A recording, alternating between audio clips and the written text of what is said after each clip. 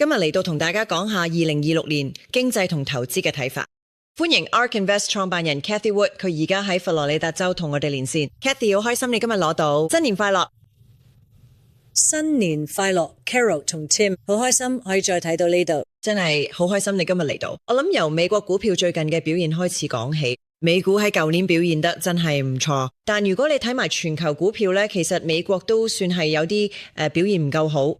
你投資咗好多美國公司啦，但同時都投資咗唔少美國以外嘅公司。我諗起中國公司好似比亞迪啊、百度、阿里巴巴，你而家會唔會考慮喺美國以外揾多啲投資機會？咁呢個時候我都想知你覺唔覺得而家係時候美國 A 股連續3年有雙位數增長，你覺得係咪時候要稍為休息下？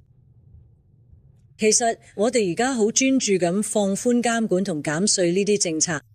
我哋相信美國未來通脹會大幅下降，利率都會降低。我哋覺得呢啲因素加埋會推動美國投資資本回報率上升，同世界其他地方比起嚟，美國會有優勢。我覺得好多人都低估嘅，特別係企業稅方面，多得新嘅折舊安排。我哋實際企業稅率唔係法定嗰個，而係實際會跌到全球最低之一，大約得1/10。對美國嚟講，都算係歷史新低。Cathy， 你覺得呢樣嘢其實仲未反映咗美國股票入邊呢？即係話投資者其實仲未發現呢點，所以都未反映佢價格上係未啊？你知唔知？其實都幾得意㗎。可能你睇嘉賓都講過好多次關於折舊安排啦，話佢哋會點樣大大刺激美國本土嘅資本投資。我哋以前從來未試過製造業設施可以第一年就全數折舊。服務業都係第一年就可以全數折舊，即係話公司會攞到好大筆稅務退稅，可以再投資落去創新度。因為我哋仲有設備啦、本地研發同埋軟件呢3樣，第一年全數折舊已經立法嘅。平時我哋都係得幾年咁樣減下，但係今次立法嘅，而家就成日都係咁。所以我哋覺得大家都未真正明白呢啲稅制改變有幾深遠。咁對於好似 AI 交易呢啲嚟講 Cathy 呢個意思係咩呢？因為我哋大家都擔心某啲部分可能有啲泡沫。咁係咪所有有關聯嘅人都受惠呢？無論係晶片公司定係能源公司啦，你覺得呢啲好處會唔會喺嗰度發揮到，令到佢有更多上升空間？絕對係。我意思係我哋而家有大量嘅數據中心興建緊，電力設施，所有呢啲折舊計劃都將適用於今次投資熱潮，並為其做出貢獻。係嘅，任何事物啦。卡羅爾係啊，嗱，我正想講好多人認為我哋生活喺一個泡沫之中，冇錯。舊年數據中心支出約為5000億美元。你可以喺我哋嘅 Big Ideas 報告入邊嚟到全部呢啲內容。我哋啱啱喺尋日就發佈咗，多謝彭博為我嘅報道。但係呢，5000億美金其實係過去幾年呢趨勢嘅2倍半，所以呢個增幅真係好大，無可置疑。但係我哋認為呢個數字喺未來5年要升到14000億美金先可以應付 AI 熱潮，而家已經開始會帶嚟驚人嘅生產力提升。一陣間我想深入講下呢個話題。我其實都好有興趣了解醫療方面，因為我覺得入邊有好多嘢發生緊。不過喺我哋講之前，你哋都有2026年嘅展望。有趣嘅係，你指出呢個係一個重要嘅經濟同歷史時刻，點解咁講？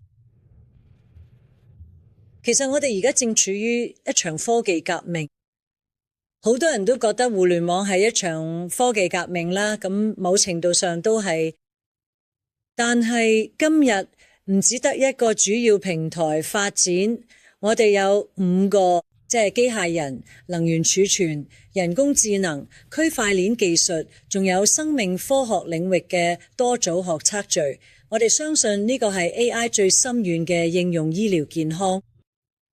如果你回顧鐵路繁榮時期，當時嘅投資額大約佔 GDP 嘅1/6，最高峰嘅時候有5至6%。互聯網繁榮呢，其實比較似20世紀初汽車業嘅繁榮，當時大約佔 GDP 嘅3至4個百分比。我哋相信呢個5大平台創新策略或者叫 Boom UH 會推高到佔 GDP 嘅12%。我哋都相信生產力增長會加快到4百分比至6百分比之間，並且可以維持咗呢個水平。一般嚟講，我哋見到周期性高峰去到嗰度之後就會回落。我哋認為今次會維持住，仲覺得去到今個10年尾，實質 GDP 增長每年平均可以超過7個百分比。我知你可能覺得好震驚嘅，因為我哋已經有125年都只係得3%嘅。但係其實呢個就係科技革命帶嚟嘅歷史現象。GDP 增長會有一個躍升。你預測因為呢啲顛覆性科技帶嚟嘅生產力提升同 GDP 增長，佢有幾大程度係因為少咗人但係做到更多嘅？我想問佢係啦，呢啲科技會唔會導致失業？因為如果投資者對 AI 革命嘅所有期望都成真，即係話公司唔需要咁多人都可以做到更多嘅，佢到時會變成點？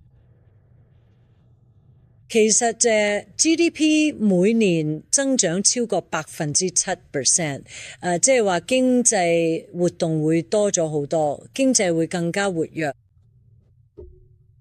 從持續增長嘅角度嚟睇，呢種情況我哋好耐都未見過。科技發展歷史上呢，其實最終都係創造咗更多職位。90年代初，當時嘅開發者發展互聯網，我哋根本睇唔到會有 Uber 或者 Airbnb 呢啲嘅出現。我覺得而家都一樣啦，我哋根本想象唔到將來會有咩新工種出現。未來另外一樣令我哋對創造職位感到興奮嘅，就係我哋見到有新世界被創造出嚟。我意思係大部分人都只會喺地球，但係而家我哋開始進入太空，就連呢個數據中心呢，我哋都覺得 Elon 呢帶頭之下呢都會開始搬去太空。咁我哋就唔會再有唔好揀我後花園同埋數據中心相關嘅官僚問題。太空探索同埋外面所有機遇將會帶嚟大量新職位。另外一個你可以喺我哋 Big Ideas 嘅數碼資產部分揾到，就係數碼世界唔可更改嘅私人產權。我哋從經濟歷史知道，幫助人同國家擺脫貧窮最有效嘅方法就係擁有私人產權，而且係唔可更改嘅產權。而家多得區塊鏈技術呢樣嘢第一次進入咗數碼世界，所以我哋唔擔心職位創造。但係對於有冇人嚟講，因為有冇情況，我知道大家都會擔心16至24歲年輕人嘅失業率差唔多同中產階級嘅失業率一樣，而家呢已經升到12%，大幅上升。咁呢個代表咩意思？即係話入門級嘅工種已經唔再好似以前咁樣被創造出嚟。對於呢啲人，我想講，其實你心入邊一定有啲新生意嘅睇法，有啲令你覺得煩厭、未被滿足嘅需要。而家你可以去用 ChatGPT， 你可以去用 Grok， 你可以揾個助手幫你一齊建立你嘅生意。除咗參加面試揾工，仲要思考新嘅創業想法。我認為我哋將會睇到創業浪潮喺呢度爆發。講到創業爆發啦，我諗到啦，你知呢，咁你喺特斯拉工作咗好長嘅時間啦，而且仲係埃隆馬斯克嘅支持者好耐。我諗起我哋第一次傾過談話嘅時候，你把佢俾咗先生嘅。愛因斯坦，阿爾伯特愛因斯坦。但係呢，我真係好奇伊拉拿特夫呢，今日呢早啲時候呢，喺達沃斯呢，佢傾到咗呢一家汽車製造商嘅命運啦，並且表示呢，佢將越嚟越依賴於人形嘅機器人。海西，你係點樣示範呢個嘅？我嘅意思係深入到特斯拉嘅理論中，未來咧特斯拉嘅增長點會係汽車行業而唔係電動汽車咩？無疑，我哋一直都話特斯拉唔係一家汽車公司嘅。實際上咧，佢係我提到嘅3個平台嘅融合，即係機械人技術、能源儲存同人工智能。每一種技術咧都有自己嘅 S 型增長曲線。而家佢哋互相推動，我哋嘅自動駕駛的士上邊咧已經見到呢個現象。我哋相信自動駕駛的士將會佔特斯拉市值咗90%。喺呢個10年結束之前，我哋公開預測係2600。呢個預測完全未計入 Optimus 機械人，而我哋而家開始明白特斯拉喺呢方面進展得有幾快。點解？因為佢係機器人、儲能同埋人工智能呢3項技術嘅融合。咁所以即係我認為如果 UP 成功嘅話呢，價格嘅目標呢顯然呢會係咁樣嘅。我哋相信會咁嘅。我哋認為人形機器人正在發展成為一個價值26萬億美元嘅市場，一半用於家庭，一半用於製造工廠。我哋正在與 ARK Invest 嘅首席執行官兼首席投資官 Cathy Wood 進行對話。海西，你提到咗特斯拉，我哋而家講緊特斯拉同埋監管環境。而家對特斯拉嚟講，監管環境明顯佢以前嘅有利，比起幾年前甚至2年前、1年前都差嘅。你亦都提過特朗普政府話未來會見到監管放寬，你之前都同我哋講過呢啲嘅。我想問下，佢做咗總統1年之後，你仲想見到啲咩放寬監管嘅措施？有咩你仲未見到，但你又想見到佢？其實我覺得咧，佢係慢慢逐步推進嘅。佢喺第一任政府時期，我記得特朗普總統講過，每加一條新規例就要取消2條舊剎。所以呢個政府有啲嘅思維模式，我覺得我哋而家都係佢。我哋見到醫療方面有好大嘅放寬監管，我哋好多人都未必明白呢一點。美國食品藥品監督管理局 FDA 已經決定對單克隆抗體唔再需要做動物測試。我覺得大家都未必知道 FDA 本身都開始利用人工智能啦，仲鼓勵佢監管嘅公司都用 AI， 開始用 AI。所以我覺得呢個係一個思維轉變，而家真係發生緊。我覺得最深遠嘅放寬監管，其實係能源領域度發生緊，唔淨止係石油、天然氣嗰啲，就係核能。如果我哋70年代嘅咁樣去規管核能，佢令到建設成本咁高，今日電費會平40%，所以我哋覺得隨住核能投入使用，會幫到手舒緩而家數據中心帶嚟嘅電價上升壓力。Cathy， 我想問下咁多隻唔同嘅基金同你哋嘅投資範疇嚟講，想大致問下你嘅睇法啊。我純粹好奇你而家見到資金流入同流出喺邊度？我哋都有做過相關報道，知道你哋有冇基金確實吸引到投資者嘅興趣。但我哋今個星期早嘅時候咧都講過 ARK Innovation 有冇資金流出啦。咁你可唔可以同我哋講下今年到目前為止資金流向同表現方面有咩特別情況？邊啲係做得好嘅？投資者而家對咩最有興趣？其實今年到而家為止，我哋嘅 ETF 大約有10億美金嘅資金流入，主要集中嘅太空探索同國防，原因都幾明顯。另外就係自動化科技同機械人，我覺得自動駕駛的士同無人機呢，都係入邊好大嘅部分，基金都係咁。另外我哋嘅旗艦策略而家都開始有資金流入。之前就因為 Multi-omics 主題壓住咗，呢個就係我哋以前叫做基因革命嘅範疇。雖然呢創新呢一直都有發生啦，但呢個領域呢都係好艱難。投資市場咧對呢方面唔太感興趣，有幾個原因。第一，要投放好多資金，所以現金流唔高，甚至可能喺現金流，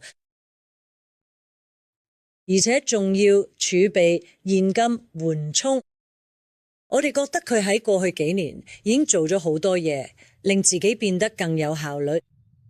所以我哋開始見到咧，呢個領域都有超越大市嘅表現，因為而家越嚟越多人明白到，我哋真係見到有啲病可以醫得好，多得人工智能同埋基因排序技術，我哋可以早期診斷疾病。我想遲啲再同你深入傾下呢個話題，有冇公司都係屬於呢個範疇？得返30秒，你覺得2026年最有潛力嘅投資係邊個？你研究入邊有冇一個最突出嘅故事呢？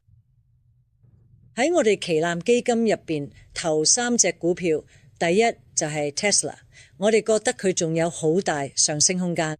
我哋間中都會獲利回吐，但如果越嚟越多分析師認真研究自動駕駛的士 Tesla， 有機會喺呢度大爆發。CRISPR Therapeutics 而家升咗去第2位，呢間公司而家可以醫治咗型紅血球病同 Beta 地中海貧血症。佢哋唔止針對罕見疾病，仲想解決壞膽固醇問題，特別係對於有遺傳性問題嘅人嚟講，呢個可能係一個巨大嘅市場。我認為嗰度冇人好似我哋咁樣進行建模工作。我中意佢，好嘅，希望今年晚嘅時候我哋仲能夠再聯繫上你。海西，非常感謝你，非常多謝。當然祝海西伍德一切安好。當然佢係 RK Invest 嘅前創始人、首席執行官兼首席信息官，佢將從佛羅里達州加入我哋。